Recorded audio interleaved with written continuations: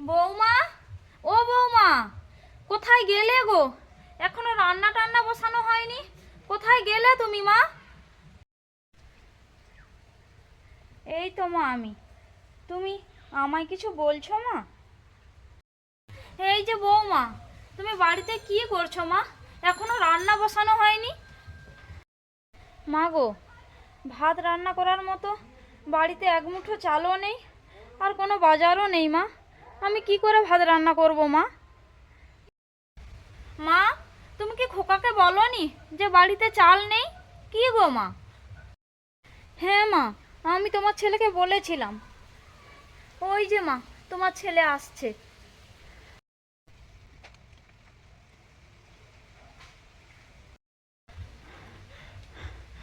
ও, ওই তো বাবু এসে গেছে। সুস্মিতা আর মা, তোমরা এভাবে মুখ শুকনো করে দাঁড়িয়েছো কেন গো? কি হয়েছে? বলো কি হয়েছে? কি গো মা?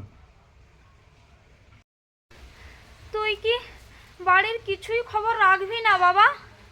বাড়িতে চাল নেই, সবজি নেই, বৌমা তো এখন রান্নাই বসায়নি। কি রে বাবা? বাজার নেই মা, আমাকে সুস্মিতা বলেছিল। তোমরা চিন্তা করো না মা। সুস্মিতা, তুমি টেনশন করো না।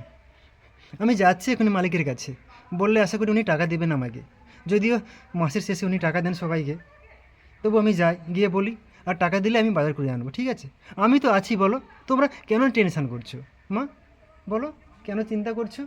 আমি তো আছি নাকি? আমি যাচ্ছি এখন। তুমি তো আমাকে কালকেই বলেছিলে গো যে মালিক মাস শেষ না হলে টাকা দেয় না। তাহলে আজকে তুমি আবার মালিকের কাছে যাচ্ছ? তোমাকে টাকা দেবে তো আজকে? আচ্ছা বৌমা, বাবু একবার চেয়ে দেখুক না, তারপরে না হয় দেখা যাবে। মা, তুমি একদম ঠিকই বলেছো। সুস্মিতা, আমি আসছি, যাবো আর আসবো। তুমি একটু দাঁড়াও। কী হয়েছে বলো, তাড়াতাড়ি বলো, অনেকটা রাস্তা যেতে হবে আমাকে। বলছি যে দেখো, সোনার জিনিস শুধু সৌন্দর্যের জন্য নয় গো, বাড়িতে অভাব পড়লে অভাব মেটানোর জন্য। তাই বলছি, আমাদের এখন বাড়িতে অনেক অভাব। তোমাকে যদি মালিক না টাকা দেয়, তাই আমি বলছি আমার এই সোনার বালাটা নিয়ে যাও। যদি মালিক না টাকা দেয়, তাহলে সোনার বালাটা বিক্রি করে বাজার করে নিয়ে এসো। পরে না হয় টাকা পয়সা হলে আমাকে সোনার বালা করে দেবে। এ কি বলছে সুস্মিতা? বাড়িতে অভাব মেটানোর জন্য তোমার জিনিসটা আমাকে বিক্রি করতে হবে? আমি কি এতটাই কমা সুস্মিতা, বলো, এতটাই কমা? তুমি টেনশন করো না, আমি যাচ্ছি তো মালিকের কাছে।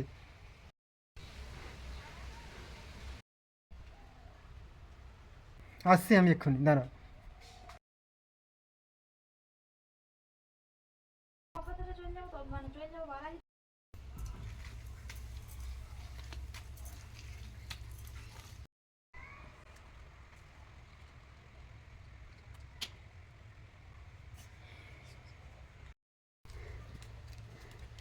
কি হলো? তোমার চোখ মুখ ওরকম লাগছে, হাতে তোমার বাজারও নেই। মালিক কি তোমাকে টাকা দেয়নি? না সুস্মিতা, আমি এত করে বললাম মালিককে যে আমাকে 500 টাকা দিন, আমি পরের মাসে শোধ করে দেবো, কিন্তু উনি দিলেন না। আমি কি করবো বলো তো এখন? আমি যে পুরো অসহায় হয়ে গেছি, নিরুপায় হয়ে গেছি আমি। বাড়িতে চাল নেই, বাজারও নেই। ভালো লাগছে না আমার, একদম ভালো লাগছে না। তুমি আর একটাও কথা বলো না গো, একটাও কথা বলো না। তুমি কেন বুঝতে চাইছো না গো? সোনার জিনিস শুধুমাত্র মেয়েদের সৌন্দর্যের জন্য নয়, বাড়িতে অভাব থাকলে অভাব মেটানোর জন্য। বাড়িতে বৃদ্ধা মা আছে, টাইম মতো খেতে পাচ্ছে না। তুমি কেন বুঝতে পারছো না? যাও, এ বালাটা বিক্রি করে বাজার করে নিয়ে এসো। যাও বলছি, যাও। থামো সুস্মিতা, আমি বেঁচে থাকতে তা কখনো সম্ভব নয়। বাড়ির অভাব দূর করার জন্য তুমি তোমার সোনার বালা বিক্রি করবে? আমি কি মরে গেছি নাকি? 1 মিনিট দাঁড়াও তুমি।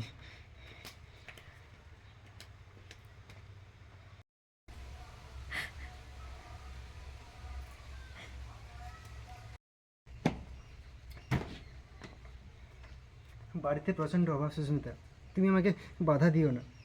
আমি যে হারমোনিয়ামটাকে প্রচণ্ড ভালোবাসি, আমি আজ এটাকে বিক্রি করে দেব, যা টাকা হবে 1 মাস বাজার হয়ে যাবে। কি করছো কি তুমি? তুমি আজ অভাবের জন্য হারমোনিয়ামটা বিক্রি করতে যাচ্ছ?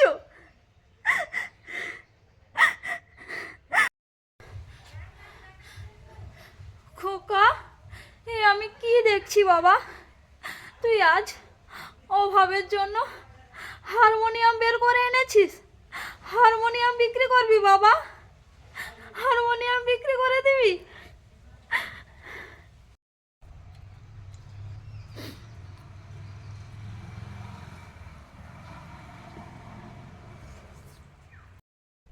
আমি 100 দিনের কাজ করে করে, অনেক কষ্ট করে, মাটির ঝোড়া মাথা বয়ে বয়ে তোকে হারমোনিয়ামটা কিনে দিয়েছিলাম বাবা। অনেক আশা ছিল তুই আমাকে গান শোনাবি। এই বৃদ্ধা বয়সে আমি গান শুনবো, আর তুই অভাবের জন্য হারমোনিয়ামটা বিক্রি করে দিতে যাচ্ছিস বাবা। বিক্রি করে দিতে যাচ্ছিস?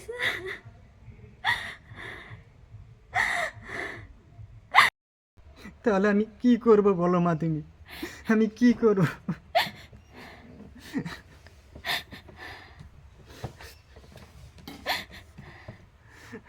কোনো উপায় নেই, আর কোনো উপায় নেই।